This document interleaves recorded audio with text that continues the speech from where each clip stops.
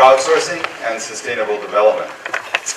And I'm going to start by reminding you that crowdsourcing as a concept, or as a word, is 10 years old this year. And so 10 years ago, a journalist, Jeff Howe, writing in Wired magazine, used this term to basically capture the zeitgeist at the time of people distributing work on the internet. And 2 years later, 2008, he published a book of the same name, and it's really become part of our language. And the interesting thing is, if you reread the book now, it's still pertinent, but what you see is he struggles to define what crowdsourcing is. He has, what I would say, happy, positive definitions. It's a bit like the Linux community. And then somewhat worrying ones. It's basically giving out work to very cheap labor via the internet. Hence, the allusion to outsourcing that really inspired them to use this word. So you have on the one side Wikipedia, which, by the way, 10 years ago was not as well accepted by people. There was a lot of criticisms about its accuracy and so on. I think we've learned to love the crowd in the last 10 years and accept the weaknesses, but also the many strengths of crowdsourced knowledge. We also have projects like Amazon Mechanical Turk, which are very much over in the outsourcing of work area, getting people to work for small amounts of money, doing tasks, microtasking. These are two aspects of crowdsourcing. I wouldn't say they're good and bad, but they're contrasting in how people are being asked to contribute. And I'll come back to that through the talk. So that's what crowdsourcing is. What is sustainable development? Well, couldn't go without showing you this wonderful graph that you've probably seen now several times during the assembly. And there's something about this graph that, if you're a scientist, is deeply compelling. It just helps you feel that the world's problems could be solved. What is it about this graph that we like so much? This is what it is. It's so much like the way we organize knowledge in physics with the Standard Model, in chemistry with the periodic table. Suddenly we have, 17 goals. And if we could just solve them, the world would be better. Well, I have news for you. The SDGs are not like the periodic table. This isn't any sort of fundamental knowledge. It comes out of the United Nations, not a very scientific organization. Oops. There we go. And it comes out of lots of arguments in the United Nations to read, why 17? Why not 16? Well, actually there were 16, and there was a big argument, and they added 1, right? Could have added 2. Exactly. Right. I only have 15 minutes. But what I want to get across to you is really the world's problems look like this. Okay. It's the same problems, but they're a mess, and they're all interlinked, and you can't just solve them one at a time. Okay? And actually, the UN is very clear on this. There's a lot of interlinking between the Sustainable Development Goals. But the other thing you have to realize is this is the United Nations. It's an organization with its limitations. It represents nations, and therefore there are certain topics that it can't deal with very well. For example, there's no Sustainable Development Goal for refugees, because that's a very tough topic for nations to deal with. Okay. You'll find it in the wording of some of the targets and so on. But so there's, it's a compromise. It's not a fundamental system. It's a compromise amongst representatives of nations with all the limitations they have. And they've spent this month, developing indicators for these SDGs. And these indicators, there's hundreds of them, are the quantitative measures that people are going to use. And again, these are not the result of any fundamental theory. These are compromises made in meeting rooms after lengthy arguments between people who don't necessarily have a full picture of the world's problems. So with that in mind, I think that crowdsourcing is going to be an essential component for dealing with these issues. And it's not just my thought. I've talked with people in the UN who say, the Millennium Development Goals, that was great, that helped us focus, but let's face it, the most progress made in the Millennium Development Goals, for example on poverty, was China and India, bringing hundreds of millions out of poverty. And that was just the result of the policies of China and India, not really about an international activity. So if we're going to make a difference this time with the Sustainable Development Goals, we're really going to have to get everyone involved. Because if in 2030 we get to the same situation as we got to in 2015, where largely the goals have not been reached and so on, people will just give up on the United Nations. Okay, that's a UN perspective. So I represent a partnership in Geneva called Citizen Cyberlab. And our motto is rethinking public participation. So we like to start projects and organize events that really encourage people, citizens and scientists, to collaborate in new ways. We call it citizen science or many other things. But we're particularly focused on the sort of public participation that can solve big challenges. And we, the partners, are the University of Geneva, where I'm based, UNITAR, the UN Institute for Training and Research, and CERN, a particle physics lab that you probably heard about. We do things like this. So we initiated a project called Crowdcrafting, which is an open source crowdsourcing platform. You can go there to help any project in microtasking, but you can also create your own project very easily. We started this in 2011 at a hackathon as a response. This was a hackathon in South Africa, the African Institute of Mathematical Sciences. It was a South African student, and he was struggling to set up his own crowdsourcing project. So this was very much demand-driven from the grassroots.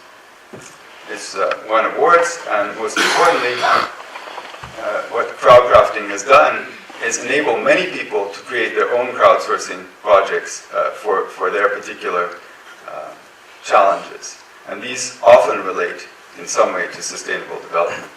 So I put up 3 here.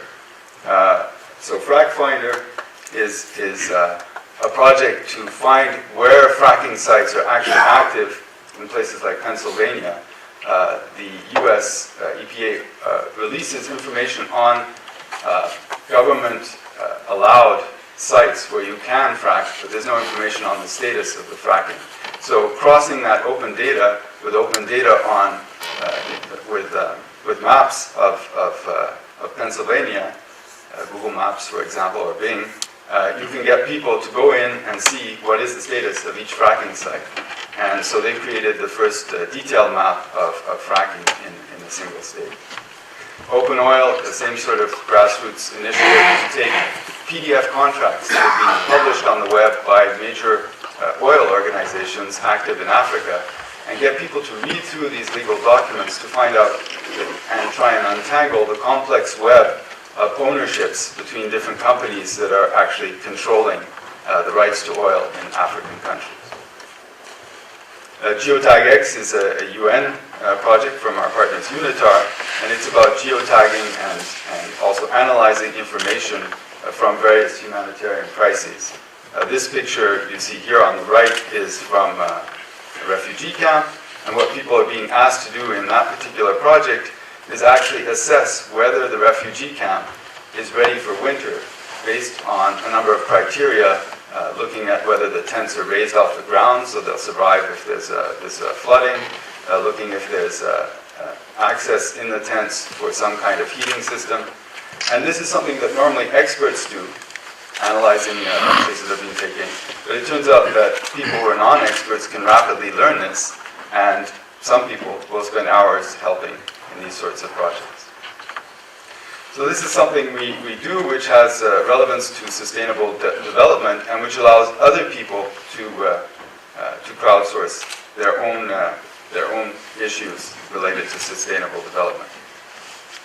We also run a number of events, and we ran one just a few weeks ago at CERN called GOSH, a first of its kind gathering on open science hardware.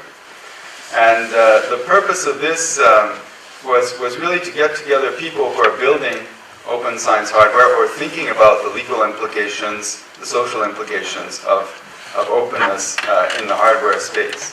CERN launched an open source hardware license a few years ago, the first of its kind. And they did that not from the goodness of their heart. And by the way, it wasn't an organizational decision to do that. And I think that's, it's an important thing to realize. Big organizations, CERN, the UN, are made of individuals. And the best thing an organization can do is allow individuals to do something new. The World Wide Web was not created by a certain dictate from the management. It was a young engineer, Tim Berners-Lee, who thought that would be cool. The same with the open hardware license. So it's a guy, Javier Serrano, and a number of other of his colleagues who pushed that forward. And they did it not because open is, fundamentally good and, we must fight capitalism or anything idealistic like that. They did it because they wanted to have more competition from industry building the sort of electronics that they need for the Large Hadron Collider. So by opening up the designs, which they were involved in, they could get several companies to compete on the production. And I think this is an important part of open source. We have to avoid turning it into a discussion that's only about good and bad. It has to be about economic viability. And I'll come back to that again later. So it was a great event, and we've got now a roadmap that we're developing for open science hardware, and also a community that's committed to writing a manifesto. And I welcome any of you who are interested to be part of that to join it. It's definitely something we want to see as a worldwide movement. Basically a hackathon with university students from Europe and China working together. It was inspired by a colleague of mine, actually a mentor of mine, Heini Rohrer. He's on the right there. He's a co-inventor of the scanning probe microscope, which was a device that, without any optics, allows you to actually sense surfaces at the atomic scale. So what you see at the bottom there is an image of graphite or graphene, if you like. The single atoms, carbon atoms, are visible. So this device has been locked up in labs because it normally costs $100,000, and we said to the students, hey, why don't you build one for less than $1,000? And we carefully didn't tell them that that was impossible, so they tried. And they got pretty far, and we got a lot of attention for that, so we did it next summer. We made improvements. Other people came and said, hey, we want to help you. And what it's led to is now we have a new lab that's been just inaugurated at Tsinghua University in Beijing called the Lifelong Learning Lab. And this is supported by the LEGO Foundation, not the LEGO company. These are different things. LEGO Foundation is really all about why and how children learn by hands-on activities. And the reason they like what we're doing is that, as you can see here, we have university students showing high school students how to build the atomic force microscope. High school students then building it themselves, using it to scan surfaces. And what you think the first thing a high school or middle school student in Beijing would like to do and see at the nanoscale? Well, PM 2.5. It's the nanoparticle that you're faced with every day in Beijing. And it turns out that what you do is you just scan a piece of DVD. So you see the DVD lines there, which are about 0.6 microns apart. So you immediately can measure the size of these nanoparticles in the air that are referred to as PM 2.5. And what you see immediately, and what the kids love, is that, of course, they're not all the same size. They're not 2.5 microns.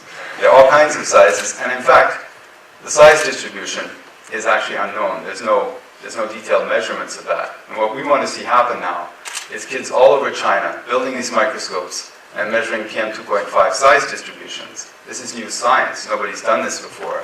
And I think it's the only way to do it is to have kids in schools doing it. So, I was sitting in a meeting about the SDGs at UNESCO. 3 minutes, okay, so I'll be pretty quick. And we began to, it was all about SDG 4.2, and someone was saying, how do we get people really excited about SDG 4.2? And I realized there's no way. Nobody's ever going to be excited about 4.2. They need to be excited about something they're already passionate about.